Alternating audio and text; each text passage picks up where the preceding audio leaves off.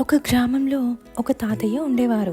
ఆ తాతయ్య రోజు ఆ గ్రామంలో ఉన్న వాగు దగ్గరకు వెళ్ళి 2 మట్టి కుండల్లో నీరు మోసి తెచ్చేవాడు. ఆ 2 కుండల్లో ఒకటి అయితే పరిపూర్ణంగా ఉండేది, మరొకటి చిన్న చిన్న చీలికలతో ఉండేది.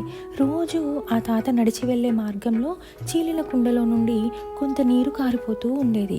ఈ విషయం తెలుసుకున్న చీలిన కుండ చాలా బాధపడి వృద్ధుణ్ణి ఇలా అడిగింది: నాతో నీకు నష్టం జరుగుతోంది, నీ శ్రమ అంతా వృధా చేస్తున్నాను అని చెప్పి బాధపడుతుంది. ఆ మాటలు విన్న వృద్ధుడు చిలిన కుండతో ఇలా అన్నాడు: నువ్వు రోజు నీళ్లు చిందించడం వల్లనే నేను దారికి ఇరువైపులా మంచి మంచి పూల విత్తనాలను వేశాను. ఆ విత్తనాలు నీ నీటి వలన బాగా పెరిగి మంచి మంచి పూలను ఇస్తున్నాయి. మనం ఇప్పుడు చూస్తున్నామే, అవే ఆ పూలు. ఒకసారి చూడు ఎంత అందంగా ఉన్నాయో అని చెప్పి కుండతో చెప్తాడు. ఆ మాటలు విన్న చీలిన కుండ తన లోపంలోనే ఒక అందమైన ఉద్దేశం ఉన్నట్టు తెలుసుకుంటుంది. ఈ కథ ద్వారా మనం తెలుసుకున్న నీతి ఏంటంటే, మన లోపాలు కూడా కొందరి జీవితాల్లో వెలుగునివ్వచ్చు. ప్రతి ఒక్కరూ ఏదో ఒక రూపంలో ఉపయోగపడతారు. Thank you.